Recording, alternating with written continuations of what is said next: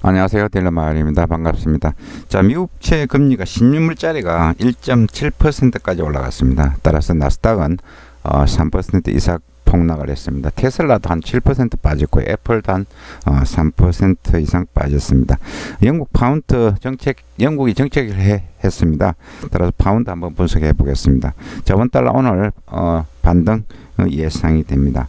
뉴욕 시장 금리가 1.712에 마감을 했습니다. 그렇게 되면서 달러 지수는 0.43 올랐습니다. 그리고 여기 시장에서 원달러 제가 이거 조사할 때는 1129원인데 여기 시장에서 마감은 한 1127원에 마감을 했습니다. 올랐고요. 나스닥이 3% 떨어졌고요. 다우는 0.46, S&P가 1.48 정도 떨어졌습니다. 나스닥이 많이 떨어졌습니다. 금리에 민감하게 움직이니까 그런 모양입니다. 자, 미국 이제 지표들이 나왔는데 실업자 보험 청구자 수는 나쁘게 나왔습니다. 그리고 2월 경기 선행 지수는 좋게 나왔고 뭐니 해도 필라델피아 연방준비원이 발표한 3월 제조업 지수가 51.8, 1973년 이후 반세기 만에 최고치로 올랐습니다. 시장은 한 21을 예상했거든요. 했는데 이보다 훨씬 많이 올랐습니다. 따라서 인플레이션에 대한 우려가 또 다시 발동을 했습니다. 그렇게 되면서 미국채 금리가 10년짜리가 1.75까지 넘어가게 됐고, 그 다음에 30물짜리는 2.5, 2019년 이후 최고치로 올라가면서 금리에 대한 어떤 우려가 높아지는 그런 모습이었습니다.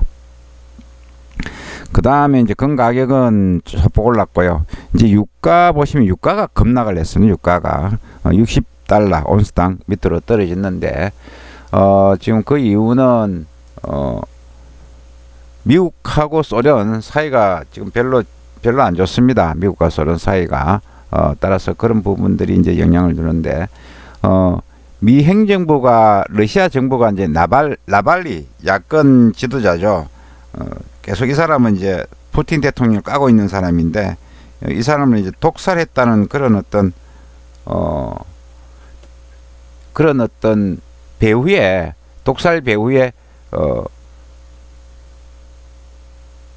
그 고위 관리 및 일부 연구소 등을 이제 제재키로 했다 이렇게 이제 이야기를 했습니다. 따라서 굉장히 민감하죠. 푸틴 대통령은 또 조 바이든 대통령은 이제 ABC 방송 인터뷰에서 그러면은 플라디미르 푸틴 러시아 대통령이 살인자냐 이렇게 물으니까 조 바이든은 뭐 거침없이 그렇다 이렇게 대답을 했습니다. 따라서 러시아가 굉장히 지금 불쾌하고 있습니다.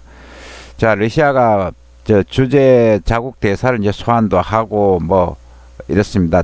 또 그리고 유가를 갖다가 뭐 정산을 통해 가지고 유가를 떨어뜨려서 미국이 이제 세일업체 가격이 떨어지잖아요. 그러니까 보복할 수 있다는 우려가 이제 부상을 했습니다. 이렇게 되면서 지금 유가가 급락을 했는데요. 일단 미국하고 러시아 관계가 계속 안 좋아지면 유가가 더 떨어질 수 있습니다. 지금 에너지 관련주가 금년 들어서 많이 올랐잖아요. 미국에서 에너지 관련주들이 많이 떨어지는 그런 모습을 보였습니다.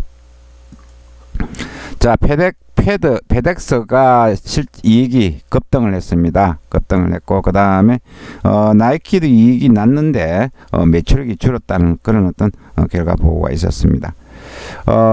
차트 한번 보겠습니다. 나스닥이 일단 60일 이평선 밑으로 살짝 또 내려왔습니다. 따라서 이렇게 된다면은 조정 가능성이 글쎄요. 이런 식으로 조정 구간을 갖다가 만들어낼 수 있는 어떤 그런 차트 모양이 나옵니다. 따라서 조심스럽게 시장에 접근하는 것이 좋다 이렇게 이제 보이고요. 그 다음에 다우는 뭐 그래도 괜찮습니다. 다우는 계속 뭐 꿋꿋하게 조금 고점에서 놀고 있는데요.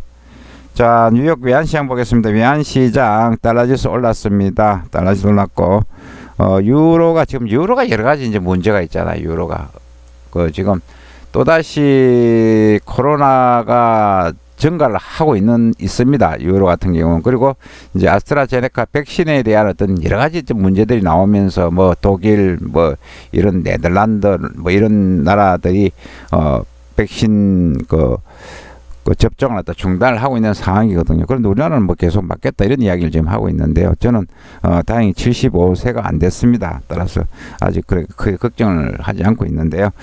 일단 그런 부분에서 제가 어저께 이제 설명드렸잖아요. 이런 문제가 되면은 결국 유로 경기의 어떤 둔화 우려 이 때문에 유가도 또 한번 영향을 받았습니다.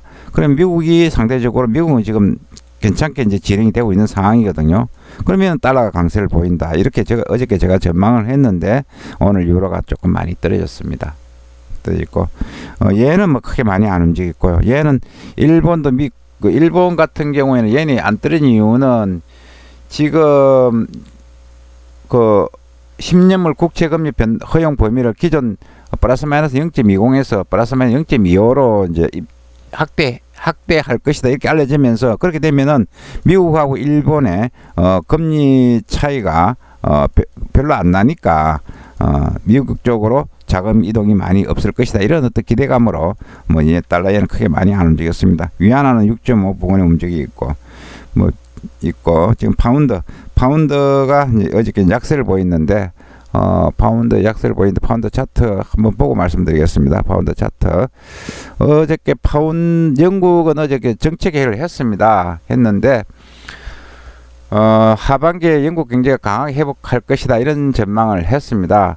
그렇게 하면서도 기준금리와 자산 매입 정책을 모두 이제 동결 꽁꽁 묶었습니다. 뱅크 오브 잉글랜드 영란은행은 기준금리를 0.1% 동결했고요. 국채 매입 정책도 이전과 동일한 총 8,750억 파운드 수준을 유지를 했습니다. 회사채 매입 규모도 총 200억 파운드 동결을 했고요. 따라서 이런 결정은 정책위원이 9명인데 만장일치로 이루어졌습니다. 파운드 조금 떨어지면서 지금 이제 조금 1.39 초반에서 왔다 갔다 하고 있는데 파운드 이런 흐름 그래도 60일 이평선 위에 있기 때문에 이런 지루한 강보합권에서 계속 진행될 것으로 그렇게 차트 모양이 지금 나오고 있습니다. 우리는 이제 파운드가 원화에 대해서 이제 움직임이 중요하기 때문에 한번 살펴보겠습니다. 자, 파운드 원도 조금 이제 꺾이는 그런 모습입니다. 1580원 기초로 조금 꺾이는 모양인데 그렇다고 이제 오늘 원달러가 또 다시 반등하면 올라갈 수 있습니다. 있기 때문에 완전히 조정을 국민으로 진입했다고 보기보다는 조금 더 기술적으로 한 1560원대 가면은 일단 단기 자금이 급하신 분들은 매수하는 것이 좋을 것으로 보입니다. 자, 우리 국내 시장 가보겠습니다. 코스피 어저께 올랐습니다. 미국 연방준비제도가 장기간 정책 금리 동결 기조 유지를 확인한 영향에 어저께 올랐는데요. 코스피는 이제 외국인이 4거래일 만에 순매수, 기간 동반 순매수 했습니다. 개인들이 이제 어저께는 좀 파는 모습이었는데 3,066에 이제 마무리됐고요. 그 다음에 금리는 미국 연방준비제도가 조기 긴축에 대한 시장 우려를 차단한 가운데 국내 단기 초단기 금리는 하락하고 신용물 금리는 이제 상승을 했습니다. 우리 원달러 보겠습니다. 원달러 미국 이제 연준 회의 결과 원달러는 뭐 그냥 1120부터 갭다운 시작해가지고 1123, 70전에 이제 했는데요. 지금 여기에서 1127원에 마감됐잖아요. 한 4원 28원 어저께 여기에서 올랐습니다. 따라서 오늘 원달러 이제 반등이 예상되고 금리가 계속 지금 미국 금리가 올라가고 우리 이제 이런 식으로 흐름이 나타난다면은 제가 볼 때는 원달러도 다시 이제 반등할 수 있다.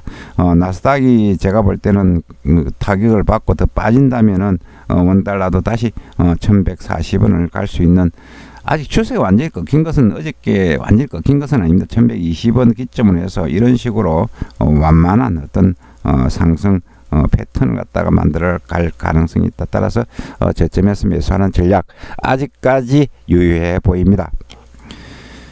자, 기타 우리 재테크에 도움되는 정보들 한번 보겠습니다.